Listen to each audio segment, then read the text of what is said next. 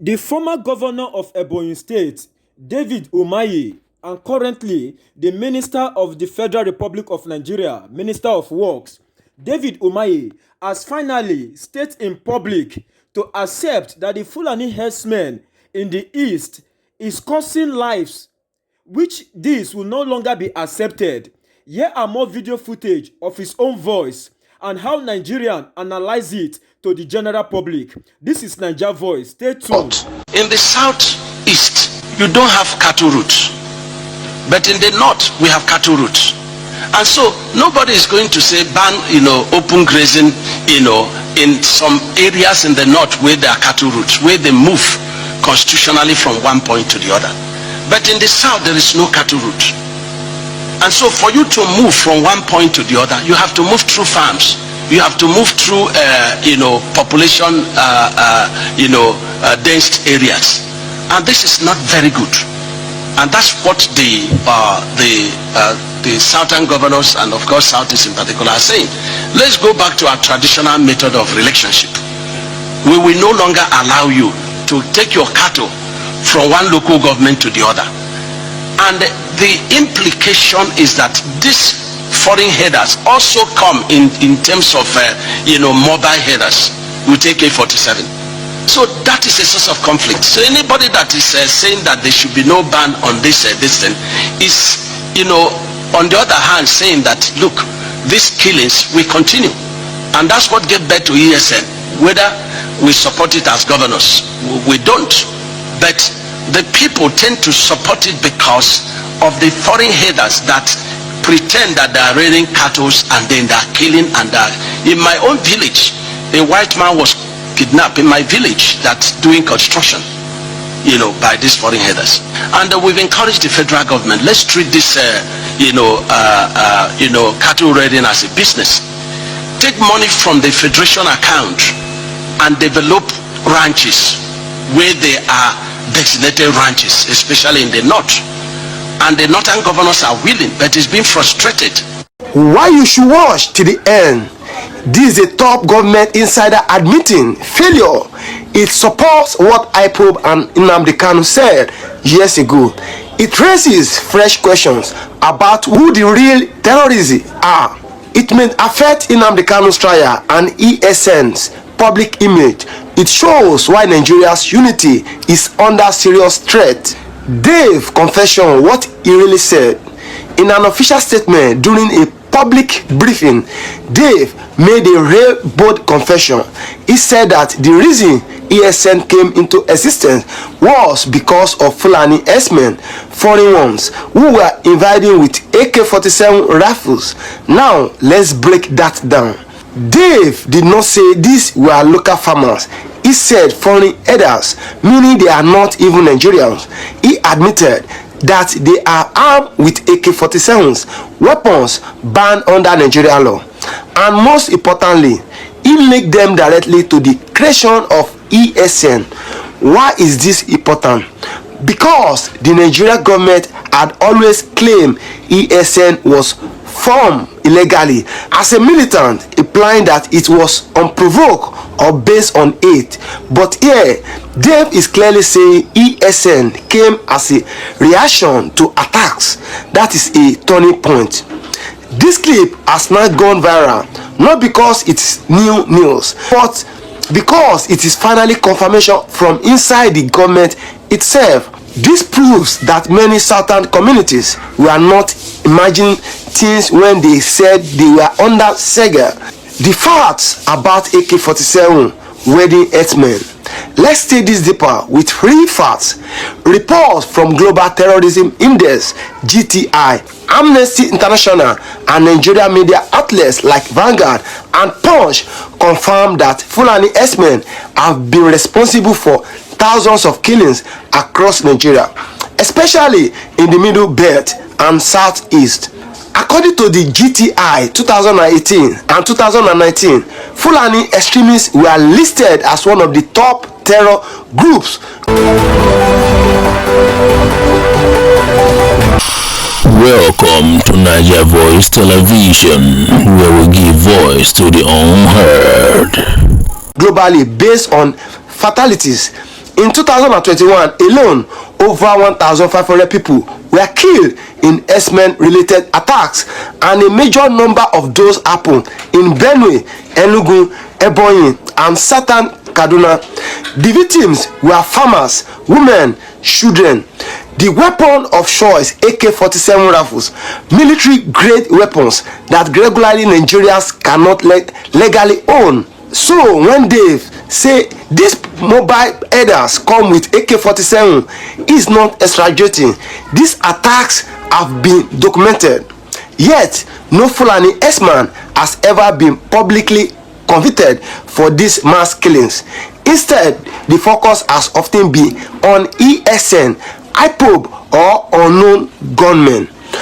But now the government is forced to admit the real armed invaders are not ESN but herdsmen. Open grazing and the root of the crisis. Open grazing may sound innocent, but it has become a deadly policy in Nigeria. According to certain governors' resolutions of May 2021, all 70 southern states agree to ban open grazing because it leads to deadly conflicts between herders and farmers. Now, here's the truth. Dave's confirmed supporting open grazing is the same as supporting the continuation of these attacks. Why? Because the herdsmen use open grazing routes to invade communities, move arms, and bypass local security systems.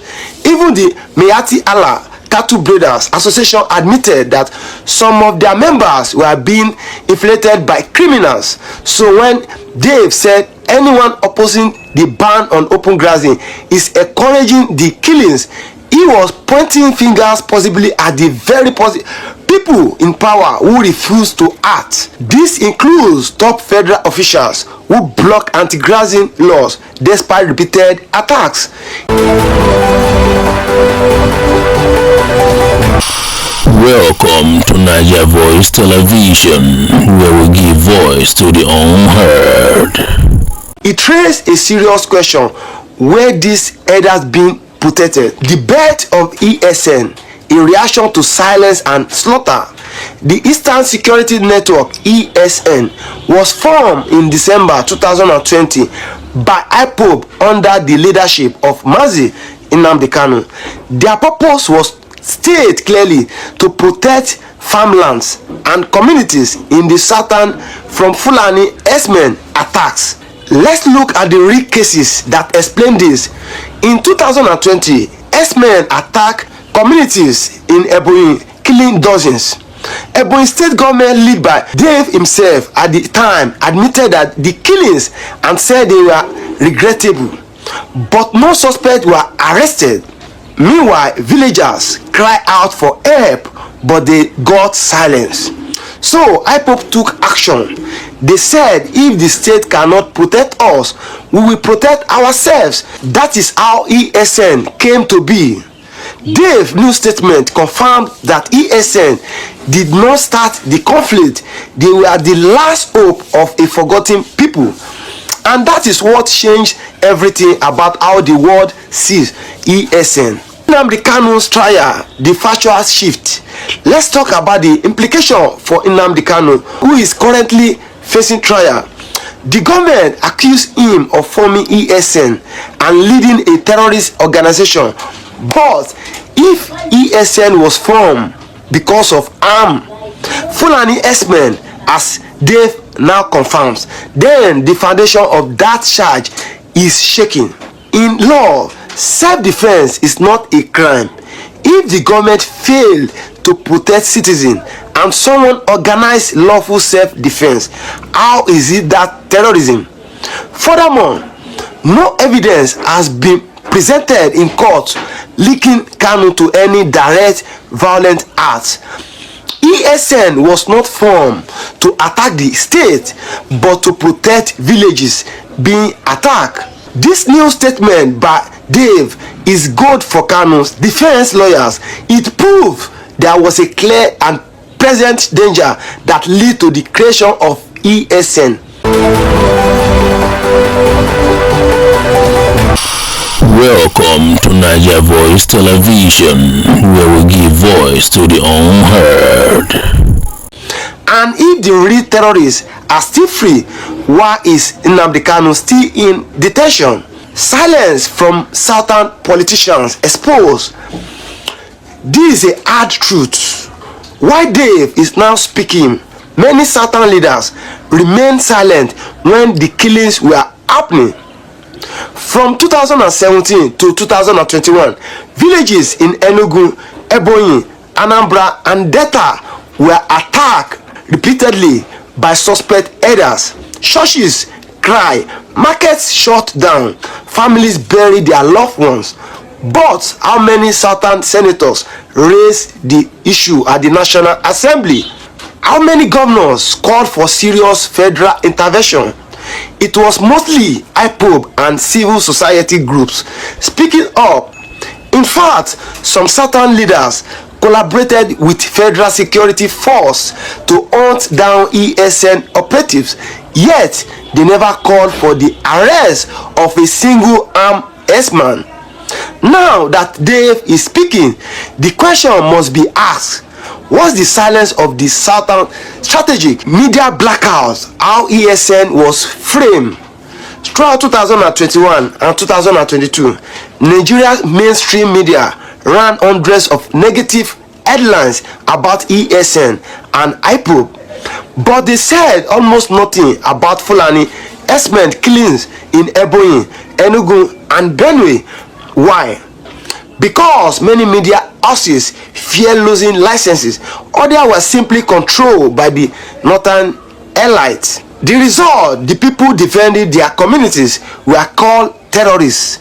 The real terrorists were called unknown gunmen, and the public was misinformed. But now that Dave has said the killings came before ESN, that narrative collapsed. It is time for Nigerian media to go back and correct the record. The international implications. Groups like Human Rights Watch and Amnesty International have released dozens of reports showing that communities in the southeast were under Sega.